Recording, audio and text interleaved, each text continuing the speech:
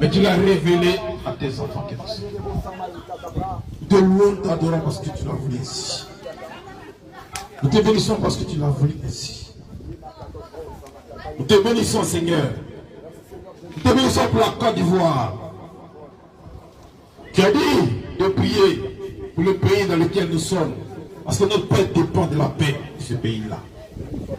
C'est pourquoi ce matin, nous voulons prendre contact. Tu es lieu de la CDC comme point de contact pour prier pour la Côte d'Ivoire. Nous voulons prendre ce point de contact qui est ce lieu de la CDC pour prier pour la Côte d'Ivoire. Pour ces élections qui sont en train de se dérouler.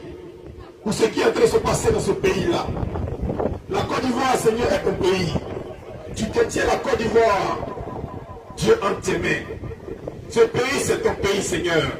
Ce pays, Seigneur, est la gâchette de l'Afrique de l'Ouest. Ce pays est la gâchette de toute l'Afrique. Seigneur, nous voulons te recommander notre nation. Afin que, Seigneur, notre Dieu, les prophéties libérées sur la Côte d'Ivoire, depuis Maurice Rio, depuis Seigneur Renan Bokeh, depuis Kabou Séverin, Dieu, ces prophéties-là trouvent accomplissement. Cette nation, Seigneur notre Père, est une nation de paix, est une nation d'amour, est une nation de réconciliation, est une nation d'excellence, est une nation de gloire, est une nation de Jésus-Christ de Nazareth, la Côte d'Ivoire. Bonjour à tous, bonjour à tous les élus du royaume.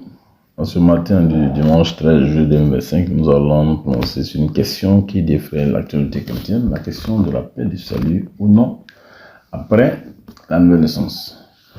Alors, Hébreux 9, verset 12 dit ceci: il est entré une fois pour tous dans le lieu très saint, non avec le sang des boucs et des veaux, mais avec son propre sang, ayant obtenu une rédemption éternelle. Donc, premier argument que soutient ceux qui disent qu'on ne peut pas perdre le salut, pour eux, ils estiment que puisque Christ nous a obtenu une rédemption éternelle, alors on ne saurait vraiment perdre le salut puisque la rédemption elle est éternelle, selon qu'il est écrit en Hébreux chapitre 9, verset 12. Il poursuit par la suite au verset 15 pour dire que ceux qui ont été appelés reçoivent l'héritage éternel qui leur a été promis. Donc également, ce deuxième verset-là qui parle de l'héritage éternel qu'on obtient après la nouvelle naissance nous donne de ne pas pouvoir perdre le salut parce que l'héritage il est éternel et non placé dans le temps temporaire ou je veux dire limité dans la durée. Donc qu'importe le comportement qu'on peut avoir, qu'importe les mauvaises habitudes qu'on peut avoir, l'héritage demeure éternel, la rédemption également demeure éternelle. Il continue pour soutenir cet argument-là en disant aussi que Jean 4, verset 24 dit que Dieu est esprit et il faut que ceux qui l'adorent en esprit et en vérité. Donc, pour